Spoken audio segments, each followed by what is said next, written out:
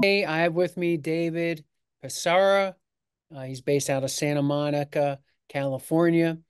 We connected Jasmine, who does our social media for the Dad's Resource Center. She reaches out to people sometimes. She's really well aware of everyone out in the fatherhood movement, particularly those people who are trying to help fathers who are struggling with things. And she connected David and I. Uh, I did a podcast, a video with him, and he reciprocated. And I think what we're looking to do with this one is have it be very informational, because David's entire practice is based on helping fathers, and he's been doing it for about 20 years. So, welcome, David. Thanks for joining me here today. Thank you, Jeff. It's good to see you. Absolutely, brother. So, this is your men's family law website. Let's do a quick tool through on on the front page here, and you can Sure. kind of tell us a little bit about the website and about yourself. So the Men's Family Law website is designed to give dads the information they need if they're facing a family law matter. These days it's a lot of dad stuff. It's a lot of child custody. We're seeing less and less divorces because there's less and less marriages. So as a consequence, we're focusing more on what fathers are really needing in terms of the information they need. So as a consequence of that, I've written 3 books for dads. If you scroll down, you can see that I've got A Man's Guide for Divorce Strategy, which was the first book I did like 15 years ago. And that one has obviously not been selling as well because we're not doing as many. The middle one, A Man's Guide to Child Custody, is really just a primer. It's designed to like give you the basic information of here's what you're going to need going into a child custody case. Like you need to understand concepts of legal custody, physical custody, strategy, and just the very bare bones of what you're going to be dealing with. And then lastly, we have a book on domestic violence, which these days, unfortunately, is part of, it seems, every case in one way or another because it has such a huge impact on child custody. It's not really an issue in divorces so much if there's no children involved. We see less and less of domestic violence in those cases. But if there's a child involved, it's pretty guaranteed at some point there's going to be a DV request by at least one of the parties. Honestly, I frequently have men come into my office and they tell me what's going on in their relationship. And they say, she's abusive, she yells at me, she hits me, she does this in front of the children. I'm like, okay, well, let's go get a restraining order. I can't do that. She's the mother of my children. I'm like, okay, I understand that. You're still stuck in thinking that is going to cost you your children because she will not hesitate to put a restraining order on you. It will happen like that. But I never hit her. I know you didn't hit her. You don't have to hit her. This is America 2024. Raise your voice, yell. She just has to be in fear of you. How do I prove that she's not in fear of you? Show me that information. So that's what's going on in today's world. And that's basically why this website was created. So we've got those books. We also have child support modifications we do. Not a lot of those, to be honest, because generally that's going through the child support system and women have their own lawyers and basically the men are just going to get hosed. And it's rare that it's really worth the fight for hiring us to do that. We can give you some information. I can like help draft papers for you, but it's not really worth it to bring me in for the most part, unless you've got a really high value case, and then we'll talk about it. But in general, for most men, battle is really on the custody because custody impacts support. As custody goes up, her child support goes up. So that's why the custody battle is more important from our perspective. Paternity defense is really not a big issue these days. Occasionally we see it. We see dads coming in saying, I'm not the dad. I never had sex with her. I don't know who she is. Doesn't happen that often. But lastly, we get to abuse by the district attorney. And sometimes the DA does get abusive in terms of how they're treating fathers in the system. And you've got to come in and you need somebody to represent you, to kind of argue for you and show the right documentation and prove what's going on in the case. But that's not a huge area. The biggest area we're working on these days has to do with custody because that's where dads are really concerned. So that's sort of a brief overview of who I am and what I do. I've been doing this for, gosh, going on 25 years now. December will be 25 years of, walking into court and seeing men just get destroyed because they don't know what they're saying. They don't know what to say. They don't know what to do. And so we're trying to like educate them and teach them on, you've got to do more than just go in and say, I'm a great dad. She'll tell you. Because here's the reality. If you're in family court, she doesn't think you're a great dad. She's actively working to take your kids away from you because of money, because of control and ego. Whatever those issues are, you're not going in with somebody who is your friend. You're going in with somebody who is your opponent. And you need to come at it with that perspective. So that's kind of who I am. Hey, just to circle back to the child support modification. Sure. I can tell you the vast majority of fathers who come to the Dad's Resource Center, we've had over 250 fathers reach out to us. The vast majority of them, their priority is simply just being able to be in the lives of their children, right? Now, 100%. a portion of them, like 10%, they're focused a lot on child support, and then another 10, 15%, it grinds their gears. But to the point that you're going to, like, there are these established formulas that are used to determine these types of things. Now, the input and the use of these formulas is very much subjective to people who've been working that job for a while. And there are absolutely circumstances where you just know someone is working it and they're being allowed to work it and the other person is getting beat up. But to your point, you can't, they know how to defend their system. And so Yeah. it's painful and it's part of the bleed out where men are just like, living at home with their parents and, it's just, yeah. In So, their truck. yeah, that's I've right. had clients live in their truck. Like it's just brutal, but there's unfortunately just so little that you can do from a practical standpoint. So I definitely just wanted to follow up on that point that you had made there.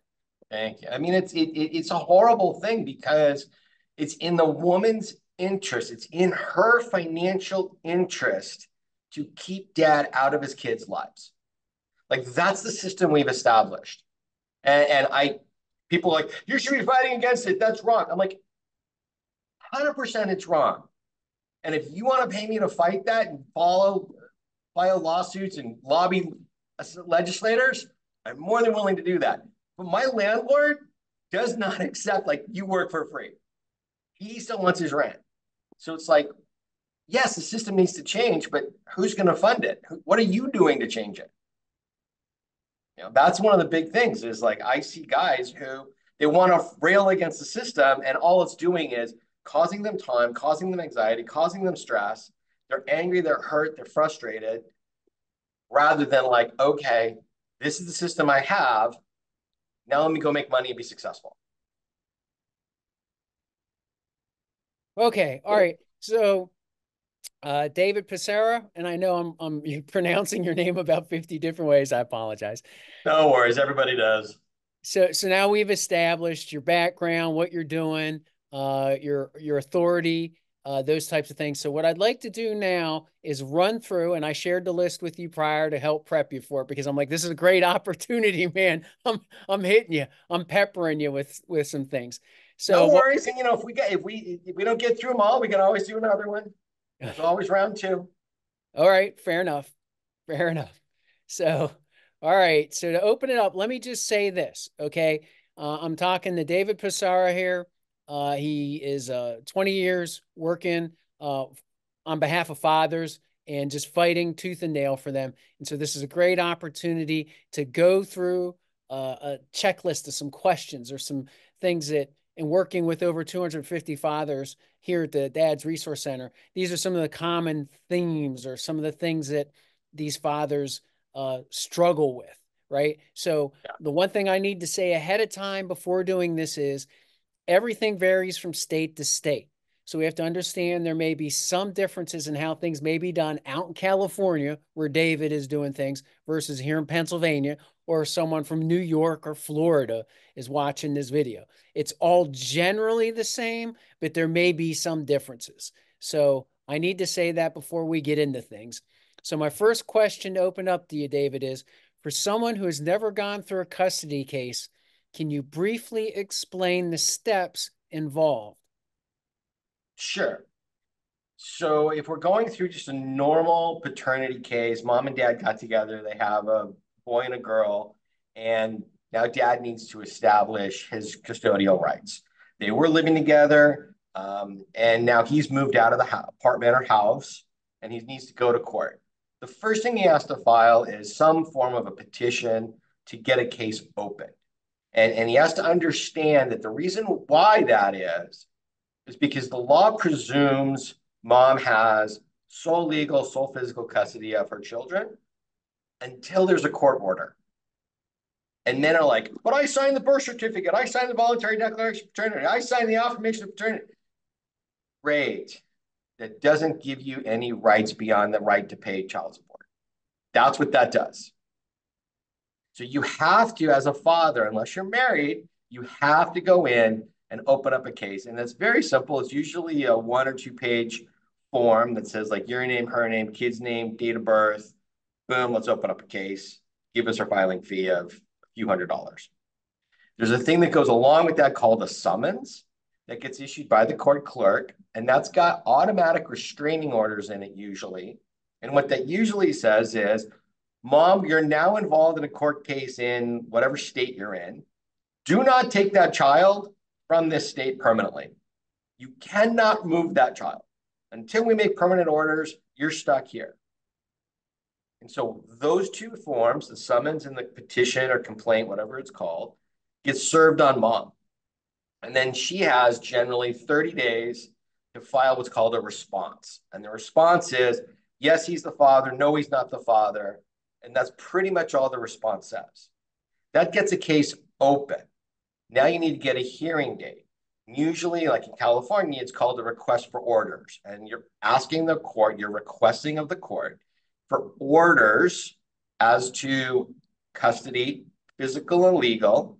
Physical meaning where the child is sleeping and who's got time with them. Legal, can we get access to school records or medical records, dental records, psychology records, any of the information about the child.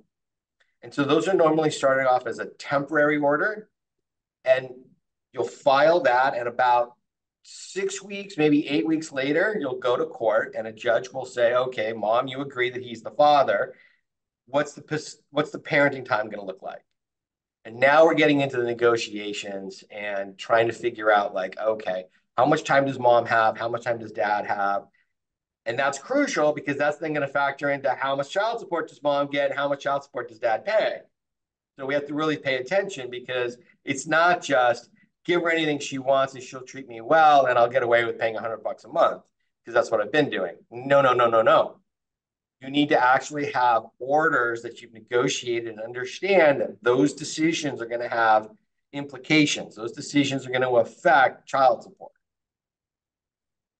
Let me back up a second. When you actually file for a request for orders for a hearing, you're probably going to have to go to mediation. They're probably going to send mom and dad to a social worker who's going to say, Mom, what do you want for parenting time? What does dad want for parenting time? Can we come to an agreement so that the judge doesn't have to make the decisions? And the goal here is to get people to agree because the more they agree, the less conflict there will be later down the road.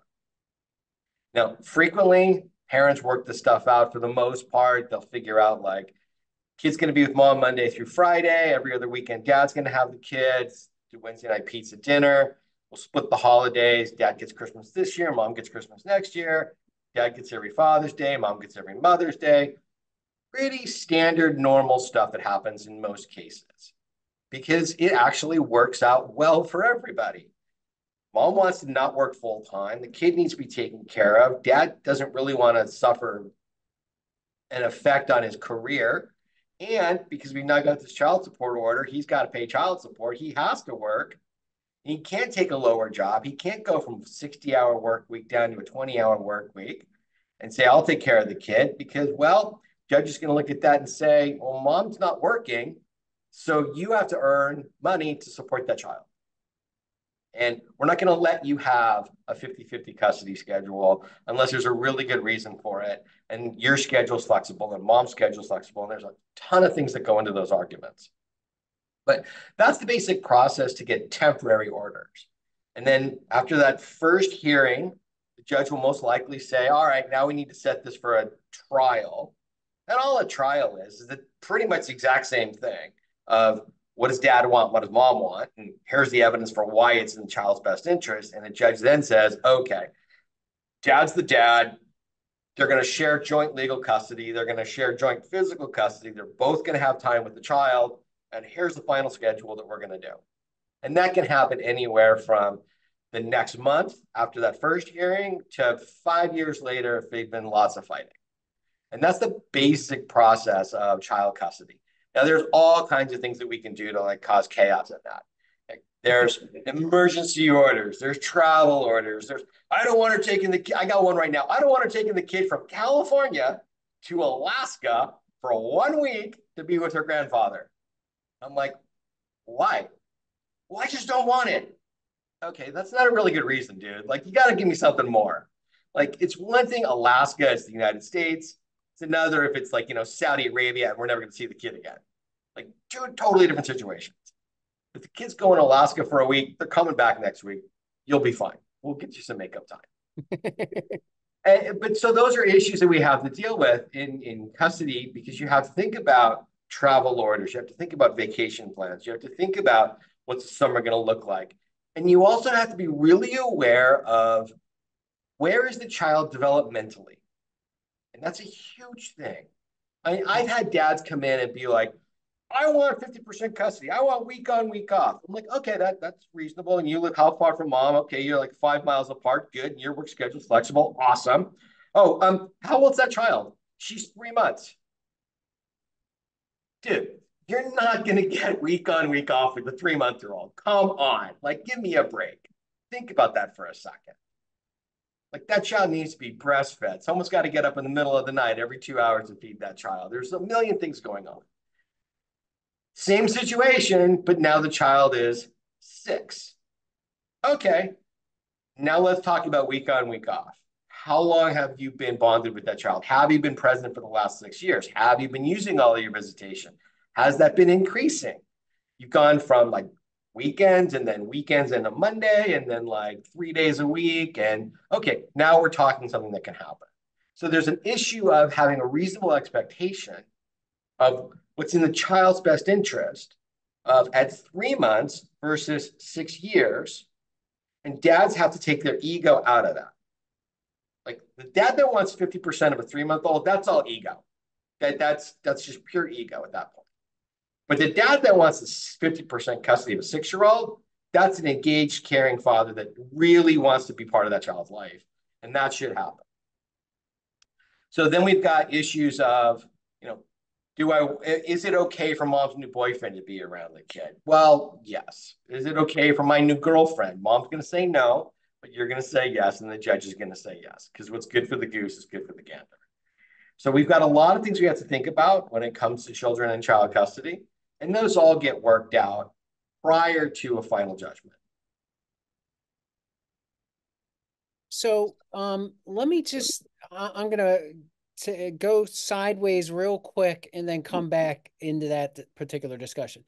By your observation, does it matter who files for custody first? Does that change the outcome potentially in any way? It generally doesn't, because frequently what ends up happening is they've had a working agreement. There've been some emails or some text messages where they kind of had this loosey-goosey agreement.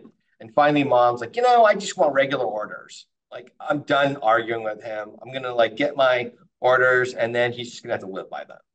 And so it doesn't really impact it because the court's primary concern, and I know there's a lot of argument about this, but it's my sincere belief that most judges really do their best to work in the child's best interest. And so they don't care who filed first or second because they're supposed to be blind to that. They're supposed to be focused on what's good for this child in this situation.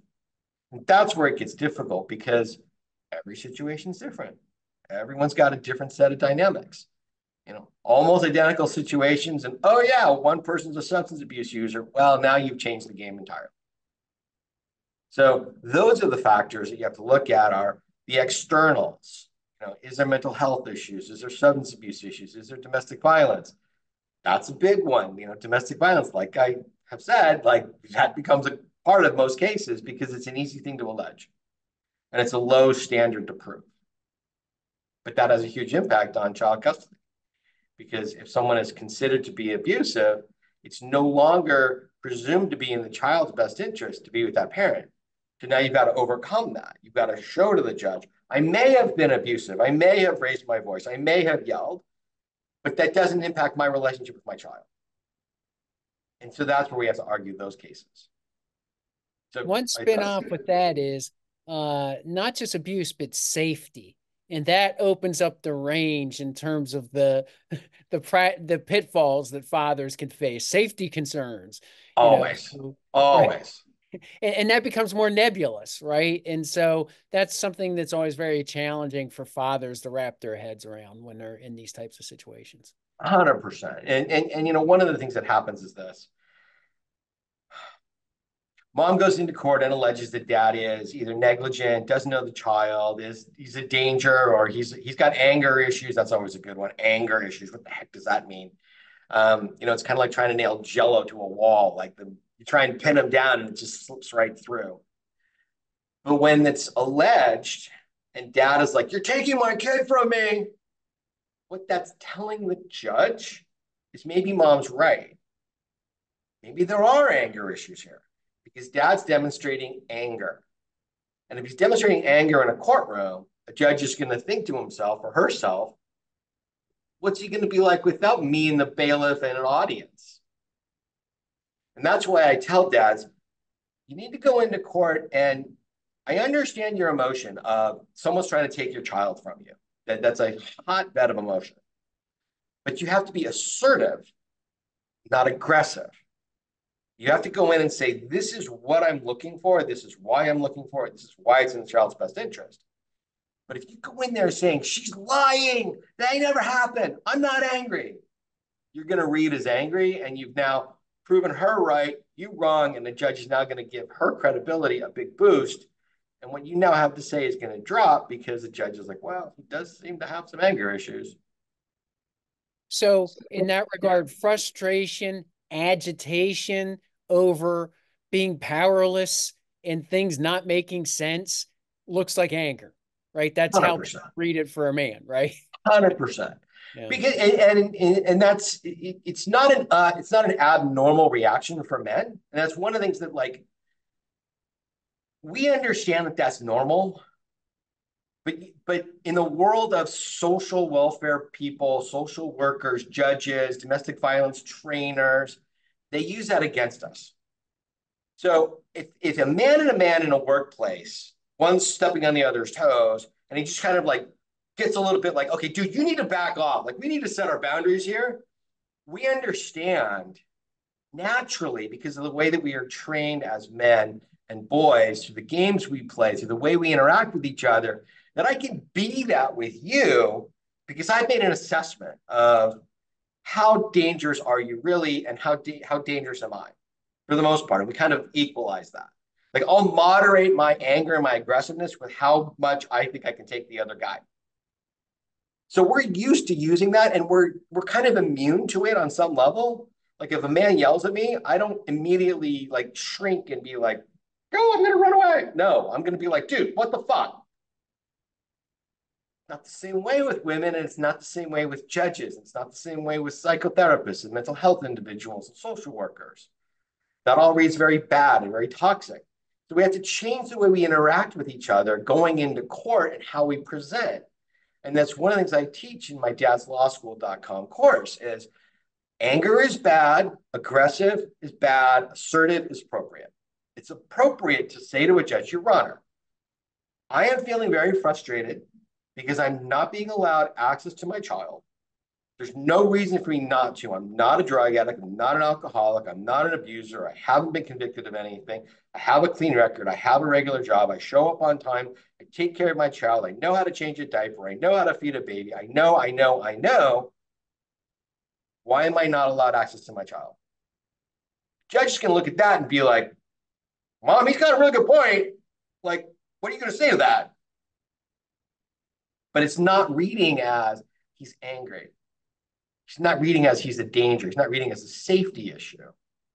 And so that's one of the things that men need to learn going into court is how we present has a huge impact on all of this. Because it's not just what we say, it's how we show up. Very well said, David. Very well said. Okay, so um, all these things. Oh, okay, the evidence. Did I haven't mentioned that yet. Okay, so now to tack back into that discussion. One of the things that someone who's never been involved in the legal system or is unfamiliar with how it works is this whole concept of evidence. And right. And so this is one of these phases along this process. So can you explain the role that evidence plays and then how briefly, I think this is something you describe in your courses probably in more detail, but how do you pull your evidence together and then get it put into the courts so that it can be considered? So evidence is one of the most difficult concepts for somebody going into a court of law, whether they're a lawyer or not. Like I know lawyers who are just completely befuddled by this stuff. Like somehow they manage to get through law school, pass the bar, practice, and they're still like, it just confuses me. Because we use evidence in two ways. There's the big umbrella of here's my evidence. This is all the proof I have, and it's text messages and emails and photographs and videos and witness testimony and my testimony. All of that is the big world of evidence. But within that, when we're actually using it in court, we have to break that down. So somebody walks into court and they're like, Your Honor, I've got evidence. Here's 500 text messages of how she's abusive to me and how she's violated my rights and she's not giving me access to my child. And the judge is looking at that going, that's a lot of paper. That's a lot of text messages. Okay. This is technically the big meaning of evidence. But when you're going into court, you have to use this evidence and you have to break it down. You have to go from this to this, just one thing at a time. And the way you do that is you say, Your Honor, I'd like to mark and identify a one-page printout of a text message from mom to me that says, I can't see the children on Saturday because she doesn't like me. And I want to mark that as petitioner's exhibit 1. And you put a number 1 on it, and you've now marked it, and you've identified it. You've told the judge the mark is number 1, and the identification of it's a one-page printout of a text message. That's just starting there. I want to mark and identify this. The judge is going to look at it and go, okay, mark identified, respondent, do you have any objection to that being introduced? And they either say any of a number of objections. Usually it's lack of foundation, lack of identification, and you just have to go through and lay a bit more of a foundation for it. I printed this out. It's a text message from her. Here's her number. That's the number I've called at for the last 5 years. Here's my phone number on it. That's her referencing our child's full name. And the judge is going to be like, is that a foundation? The other side's got to pretty much say like, okay. And the judge will then mark it as admitted. And now we have admitted evidence. So now a judge can rely on it. The judge can say in their ruling, I find in favor of petitioner because he showed evidence that was admitted that mom is denying access to the child. Therefore, I'm taking the kid away from mom, getting it to dad on these days. And that's the process of going from huge amounts of evidence to one thing a judge can use to nail a ruling, to give dads what they want. And that's my short course on evidence. And yes, I go into it much more in my actual course and in the Badass Boot Camp, which is a full day training on all this stuff. So another one of these men kind of things, it's justice. We have a sense of right and wrong and justice. And when you're getting absolutely steamrolled and you're this and that, you kind of go on tilt and all these different things, every single microaggression and everything. And so dads will have just mounds of stuff that they're dragging into that courtroom. And there's just no way, no way, you're going to be able to get all of that even put into in the way that you just explained. So I guess 100%. the moral of 100%. this the moral of the story there is what you're saying is you need to go in there and say all these other things, as much as what it's burning you up, you got to pick just a handful of what you think are the biggest, most dead bang things that are going to communicate the important points you want to make, and just stick with them and work with them, right? Absolutely. It's a matter of focus. So most of us as kids, I don't know if they still do these days, but most of men of my generation, kids of my age, we had magnifying glasses. And so you go outside and you look at the sun, and you've got this giant sun, which is like the giant world of evidence, right? And so you're going outside and you've got your magnifying glass, which is like your one piece of evidence. And you focus that magnifying glass on a leaf, and the sunlight comes through the magnifying glass and it starts a fire on that leaf. Why? Because it's a focused effort. All of that light from the sun, which doesn't burn us generally, we're not going to blow up, we're not going to melt, we're not going to get fried. But when you put a magnifying glass on it, it now increases the power of that light on that one thing so that that leaf gets burned. And if you think about it, that one text message of, I'm denying you access to your child, that's burning the leaf. That's showing the judge, like, okay, she's not playing fair. That's all the judge needs to know that mom's not playing fair. They don't need to have 300 reasons for it. They don't need to have 300 examples. You need to be able to show, like, here's one concrete example, Your Honor, of why I'm asking for what I'm asking for. And if you want more, I've got them, but you're not going to give me time to go through them. But it's that issue of focusing in and making clear to the judge what's really going on. All right. Yeah, that's important. So, and as you said, we could go into this a lot more, but we don't have enough time in this particular issue, which is so complex.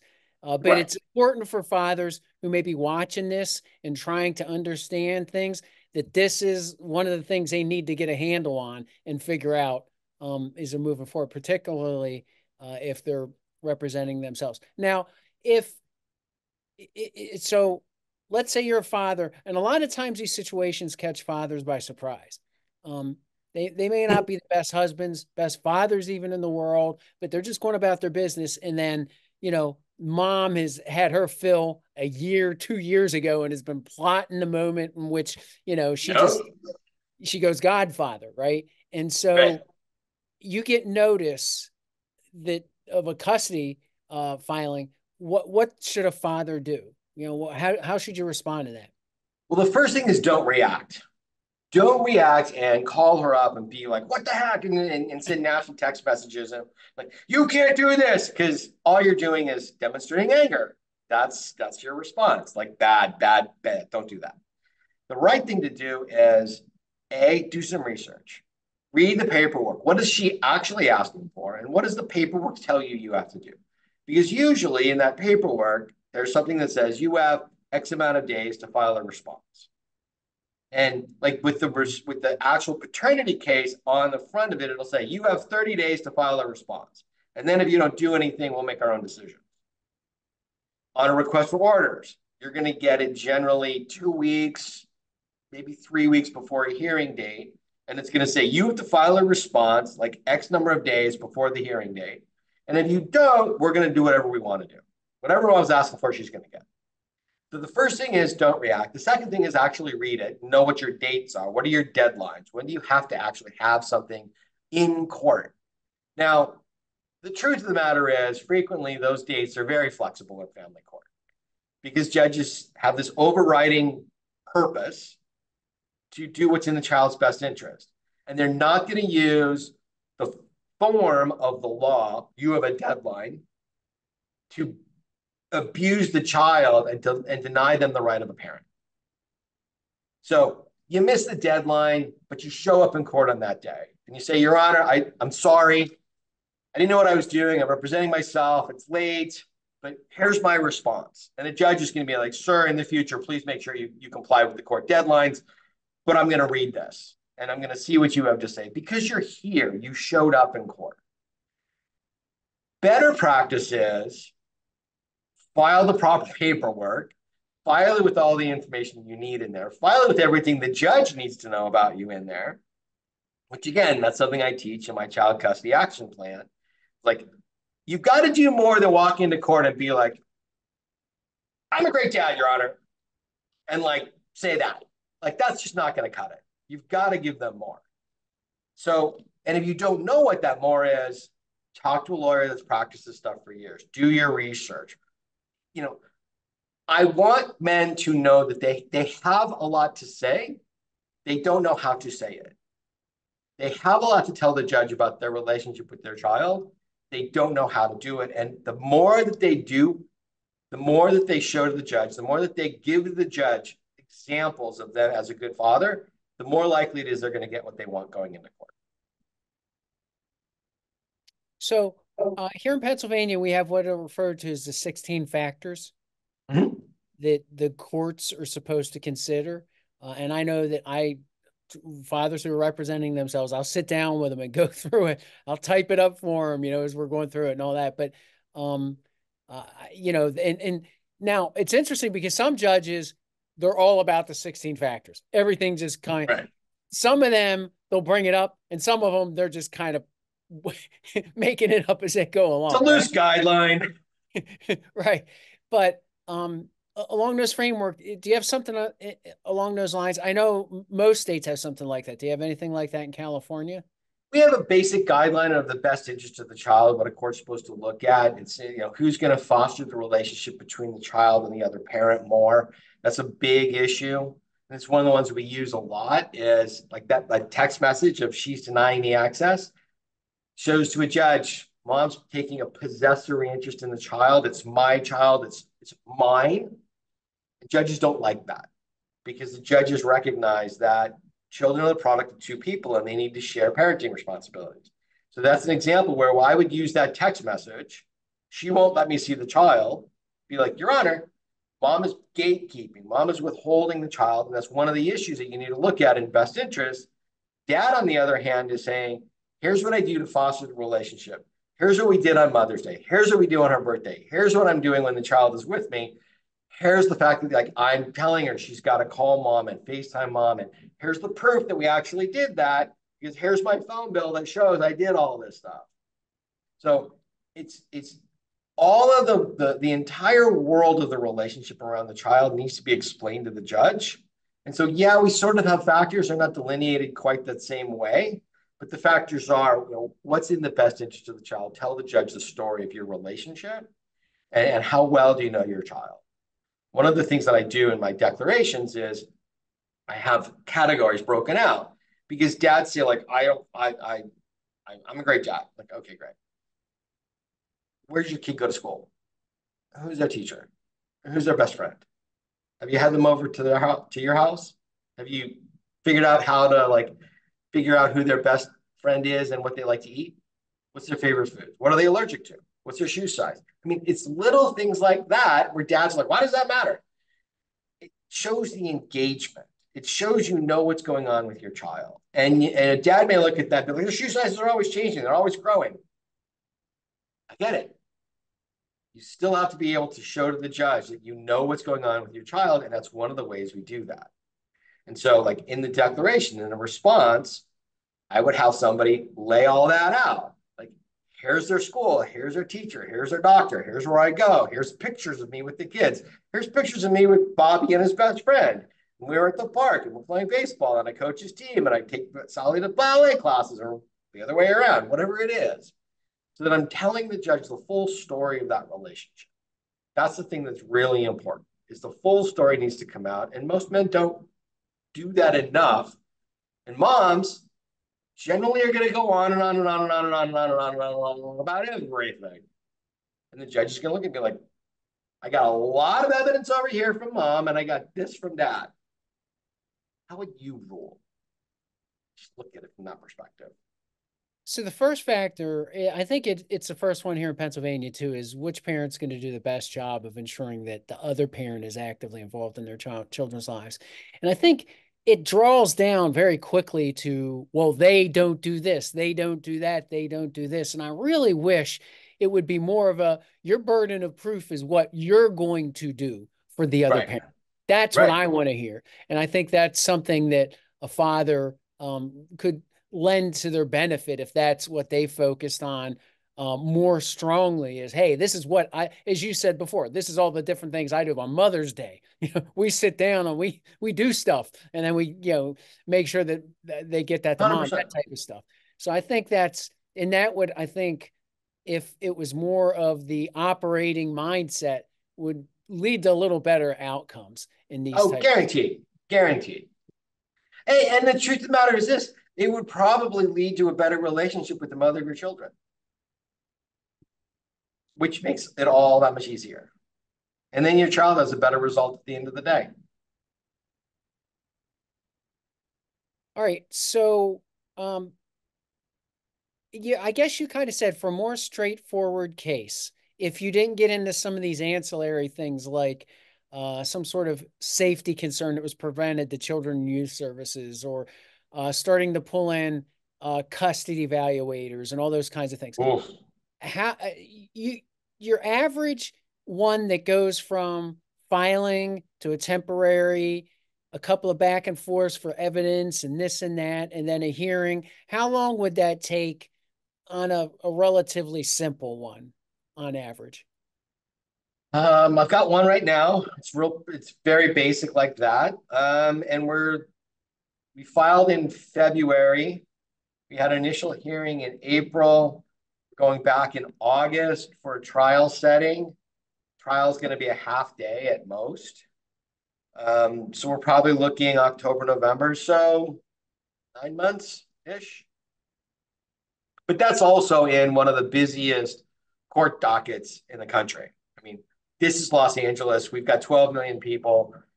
There's lots of things causing problems. All these domestic violence things like clog up the system in my mind, because so many of them are just bogus. Sure, sure.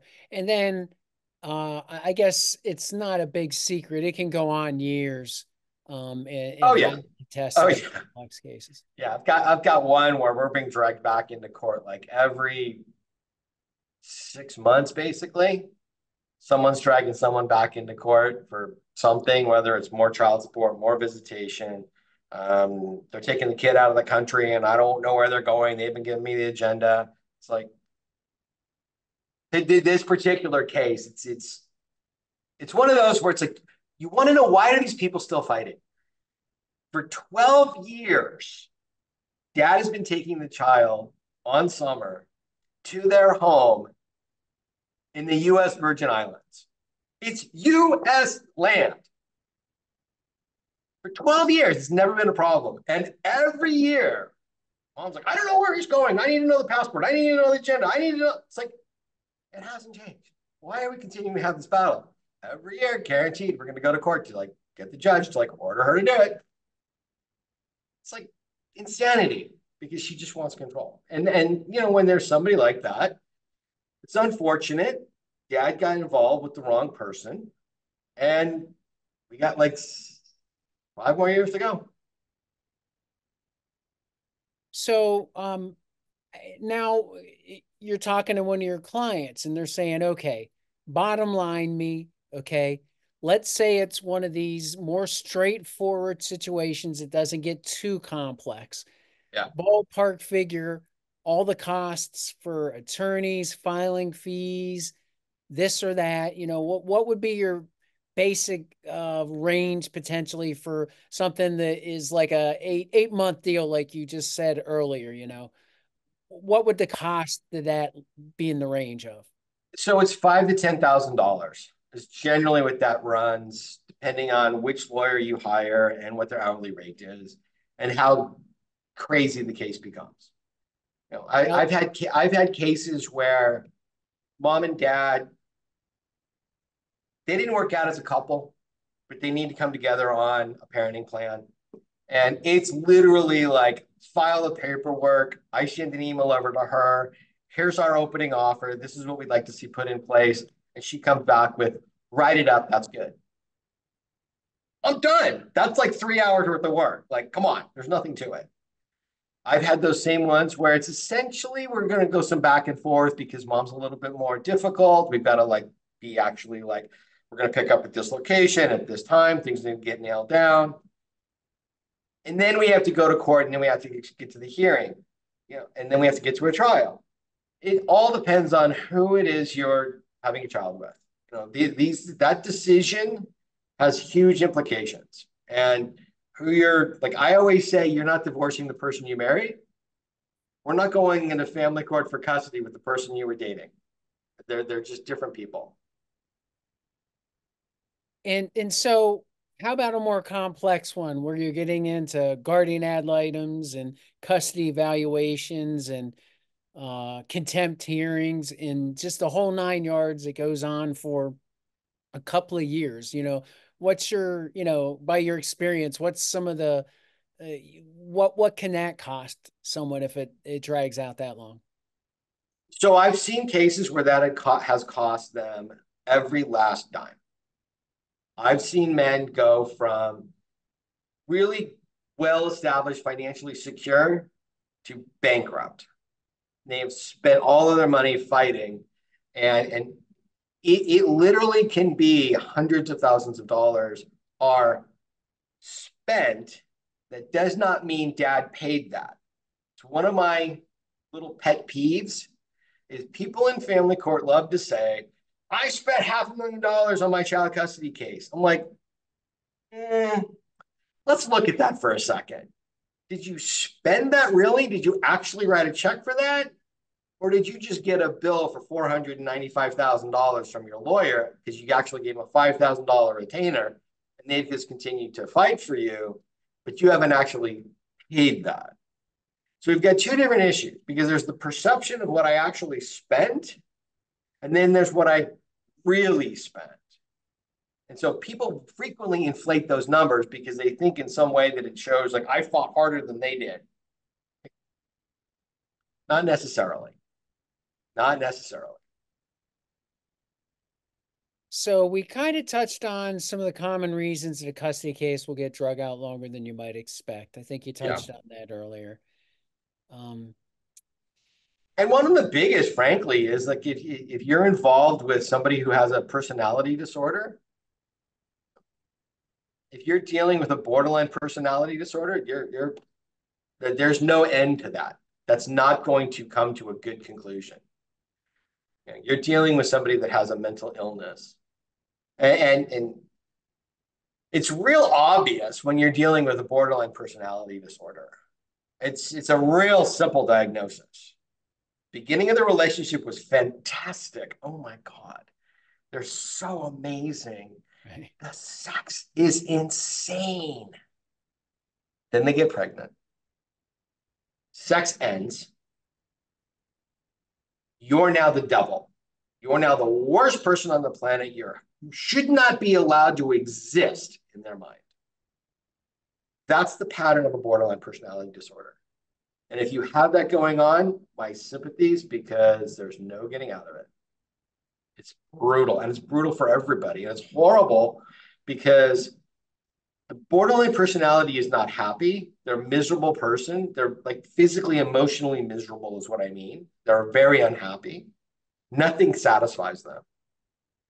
That bleeds through to how the child is treated and raised. You're put through an emotional ringer and a battle that you're not equipped to deal with. And that's not against any man. No one is equipped to deal with a borderline personality disorder. Some of us fight the battle better and longer, but eventually it takes its toll on all of us. And it's not going to end. It's just So not. my first career, I worked as a family counselor. I worked in group homes with adjudicated youth, and then I did family preservation work where Oh, children okay. were at risk of being placed outside of their homes due to either them acting out or issues within the home. Yeah. And we dealt with borderline mothers, and it is just a tornado of, like you said, sometimes it's normalcy, but anything can happen at any given time. Yeah, And and there's the impulse control or you know, doesn't exist. yeah. That's a difficult situation for sure. Absolutely. And honestly, that's what we see a lot of in the high conflict child custody cases is there's a personality disorder on one or both parties because it's just the nature of the beast. Because most people, if you think about it from this perspective, most people who get together, have a child, 80% of them figure it out. Like nobody's happy with the situation, but they figure it out. They're not going to spend their life fighting in family court. They got better things to do.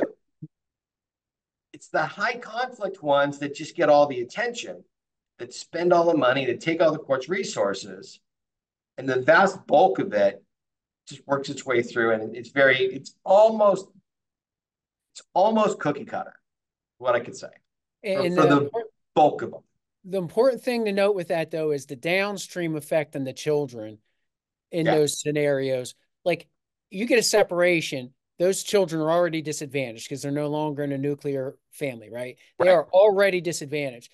The better parents are able to figure it out, whether they have a somewhat amicable relationship or they hate each other, but they just are working it out for their kids. I mean, that's the best possible outcome.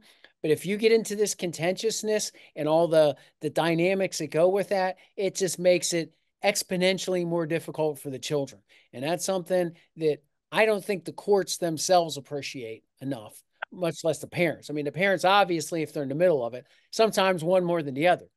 But you can't indulge and let this go on because you don't see the kids. You see the parents and the intensity of the disagreement with the parents, Right. but you're not seeing just the horribleness of the experience of the children who uh, are the victims when these types of situations are. Absolutely, absolutely, 100%. And the thing to remember is this: judges are not trained in psychology. Judges are trained in law. Judges are trained on evidence. They're trained on here's what the code section says, here's what that means. They don't know how to deal with borderline personality disorders. They don't know how to deal with narcissistic personality disorders. They may know how to handle like manic depressives, like, okay, that's it's a little bit easier. They may know how to handle like substance abuse issues in the family. They can't handle the big stuff. And they get 4 or 5 years in, they get some experience, they start seeing the patterns, and they learn it through experience and exposure. Now you've got a good judge who's able to be like, okay, I see what's going on here. I know how this is going to play out. I've done this game before. But now they want out. They don't want to be family court judges anymore. They want to go to bankruptcy where it's clean and dry and like no emotion. And so we have a high turnover in family court judges of people that don't have the psychological training to deal with the family issues. I think it's a fundamental flaw in the way we approach family law. I think as a family court judge, they should have to go through more training on these issues. They get an awful lot of domestic violence training because the domestic violence lobby puts money behind it, because money behind that translates into government grants, it translates into nonprofit donations, it translates into bigger budgets. There's no money to train judges on borderline personality disorder. There should be, but there isn't, because there's no one pulling together to say, hey, you guys really need to learn this stuff because it's impacting all of these families. Because you get a group of dads who get they get put through the ringer. They're like, we should do something to fix this. And then they get final orders in their case and they're like, I'm out, I'm done.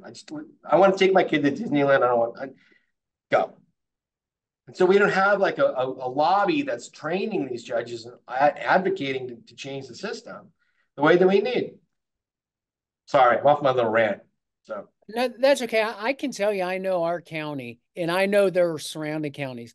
The domestic violence coalition within the county is strong and organized, and they have a calendar. They go through things every year, and they have access to the judges to a yeah, certain extent. But the candidates, that they know, every judge, everyone who runs, even for magisterial judge, they know that they have to these are people that they're going to be vetted by.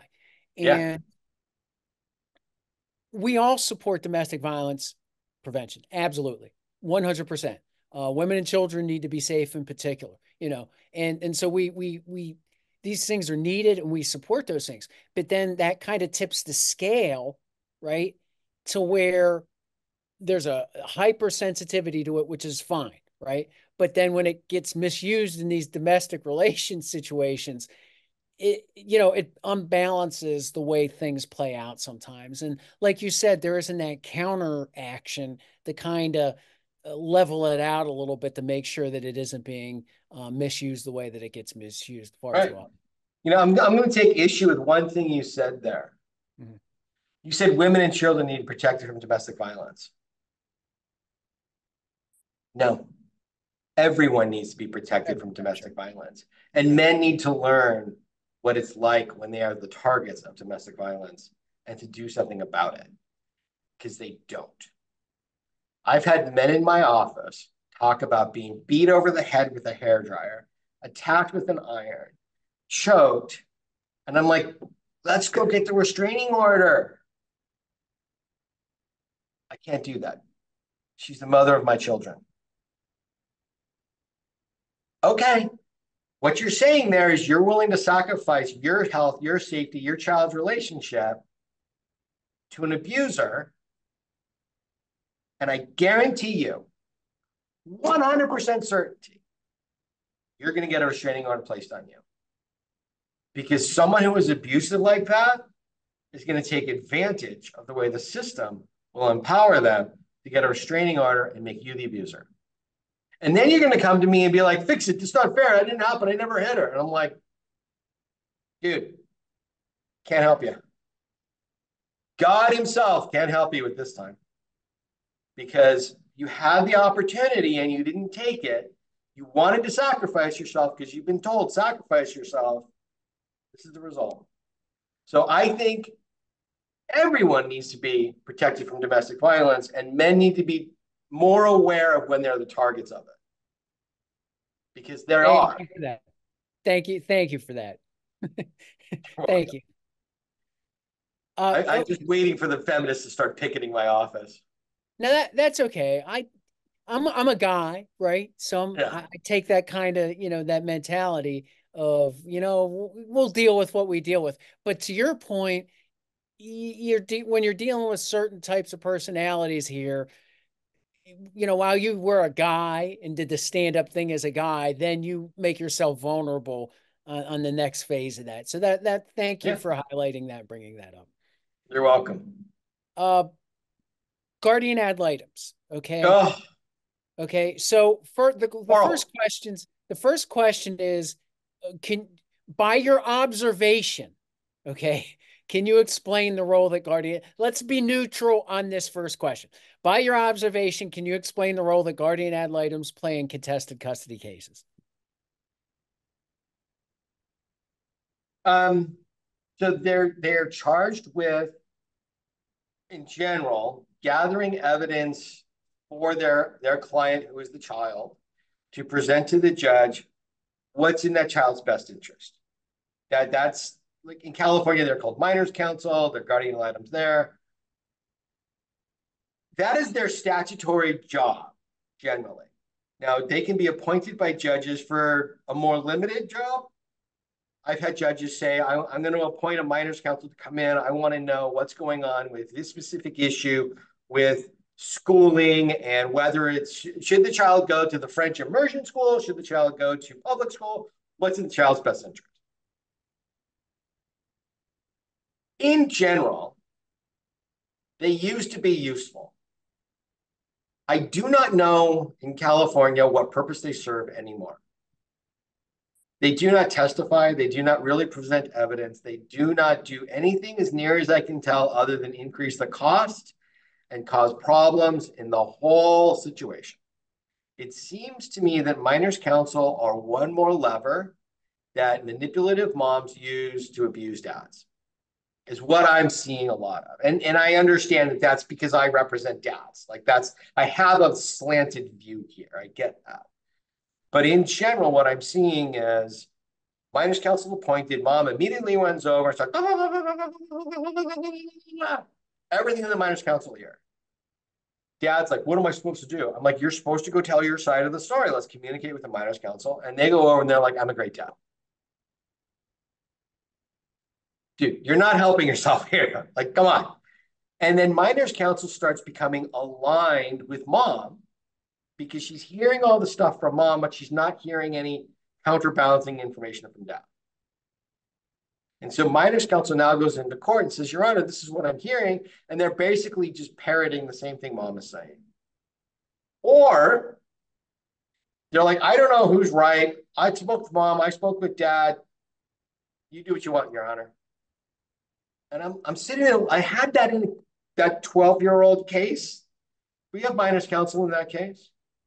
And she literally walked into court and basically said, I spoke to mom. I spoke to dad.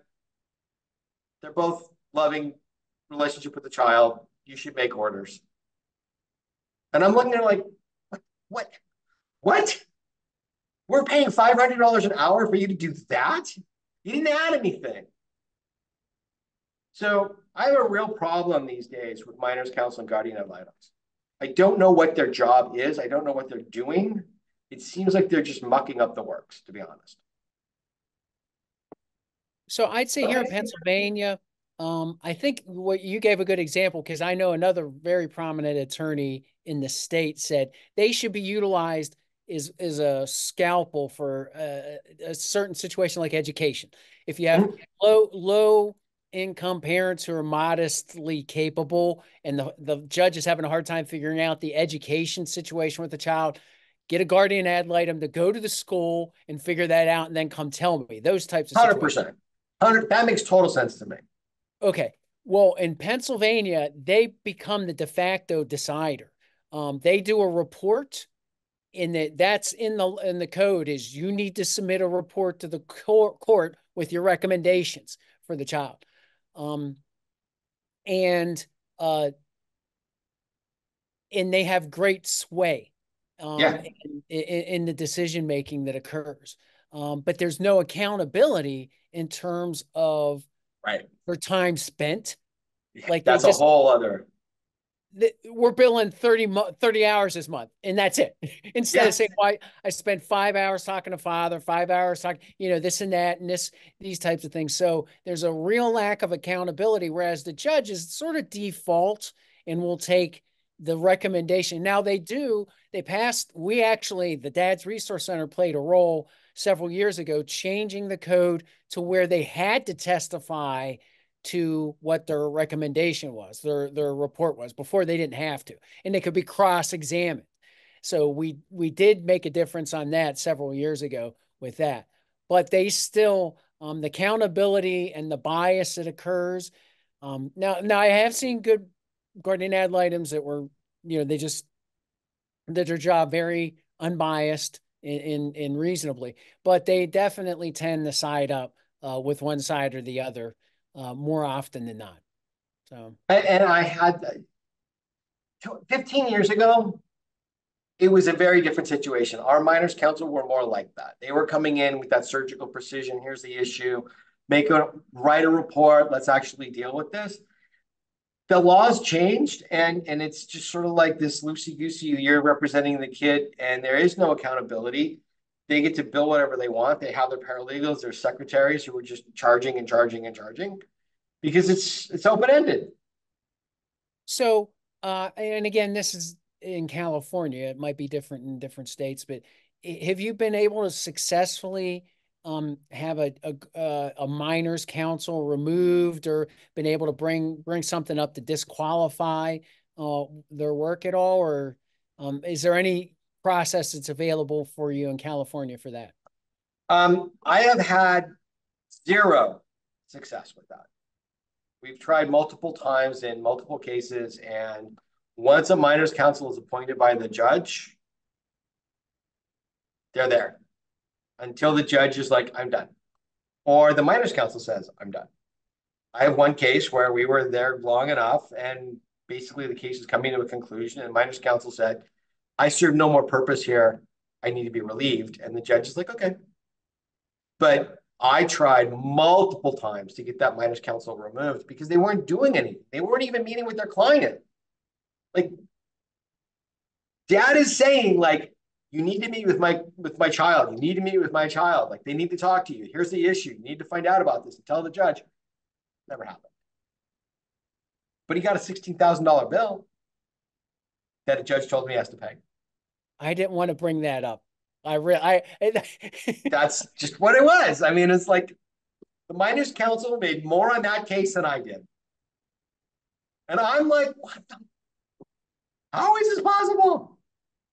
Yeah, I'm not going to say anymore because I have pretty I strong feelings. Although we're looking into this on some level here in Pennsylvania more tangibly. So hopefully we can kind of highlight the yeah. point that you just made and what I've made on that. So, okay. Hey, so under what circumstances could a parent be ordered to have supervised visits with his or her children? So that's huge area. And this is where we're looking at substance abuse, drugs, alcohol, mental health issues, manic depression, inability to parent properly as a result of that. It's not just that somebody's manic depressive, because that in and of itself is not necessarily a safety factor for the child. You have to show that the impact of that mental illness is negatively impacting the child. So if somebody has a depressive episode to the point where they literally can't get out of bed, they literally can't cook, they literally can't clean, the child's not getting to school as a result of it, then a judge would look at it and say, this is an issue. Um, and so then we're going to look at, do we need to change custody? Do we need to put in place some supervised visits? How is that impacting the child? Because the depression side might be the negligence. The mania side might be, okay, they're manic, they're driving the child crazy because they're all over the place, they don't know what they're doing, and it's having an impact on the child. So those are the big issues in substance abuse and mental health. It's rare that it's really, truly a violence thing. I mean, sometimes it is. Rarely are parents abusive to the children physically. And when they are, that's really not my world. That's you're really going to get thrust into the criminal world and or Department of Child and Family Services, which is its own court system, and they take charge of the child, and then I'm out. Like I'm not dealing with that at all. I have no abilities to work in that world because it's the Wild West here. They have their own rules, their own procedures, and I've been there twice, and I'm never going again. So I would differentiate a little bit on that because I think the majority of the time, this is my observation here in Pennsylvania. The majority of the time when it's something that's initiated or involved with children and youth, there are some sort of safety or significant welfare concerns that generate supervised visits. Now, very few counties have enough services to provide to actually supervise visits. You have custody exchange centers, for example. Yep. We're fortunate enough to have one here in Center County. Now that's the avenue for those types of things because these people are trained up, they have a facility to be able to do it in, right? That's one thing. That's perfectly fine. I see a lot of custody cases. I have fathers, multiple, who are on supervised visits because of alienation, right? Yeah. And even, just um and that becomes problematic on a couple of different levels because there aren't enough established providers for that. The providers are doing the real safety concerns, not these situations that really aren't safety concerns. So the fathers are stuck on supervised visits because all they need to do is a couple of months of supervised visits and then, okay, things have went Right. well, we can get, but they get stuck for like a year or more because they can't get visits. And if for community-based visits, a lot of fathers don't have a really strong established friend or relative who can supervise the visit. So they don't have and the mother gets default. The judge says, are you okay with this? No, I'm not. Well, Right. so fathers get stoned and just stuck on supervised visits for endless amounts of time. And that's one of those things I'm pulling my hair out over with here in Pennsylvania. So Um, and the way in which I deal with that frequently is I say, Your Honor, we need a step down, step up program. If you're going to order that, we should have 3 months of supervised visits twice a month. The reports are if there's no violations, if there's no issues, then the supervised visit's going to go away, and then dad's going to have X amount of hours, and then we're going to move into a step up program so that dad's going to go from 5 hours on a Saturday to overnights to the whole weekend to 50-50 custody. And so that's one way in which when we're putting in place that supervised visits, we can kind of limit its long-term impact. And the other is, where dads get screwed on this really badly is just the sheer cost of it. yes. Yep. I mean, on top of the fact that they're paying child support, they're probably also going to have generally an anger management class or a batters intervention class or a parenting class or co-parenting class or all of the above. Now they're paying for a supervised monitor at $150 setup fee and anywhere from $50 to $150 per hour with a 2 or 3 hour minimum to see their child. And what's really going on here? Is it really necessary? Some cases, yeah. Often it's a control issue. Often that's really just mom exercising control one more way. Yeah, and the cost is there too. That's that. Yeah, absolutely. Yep. Because the cost is the obstacle that keeps dad away, so that mom keeps control and visitation, so that she gets more money.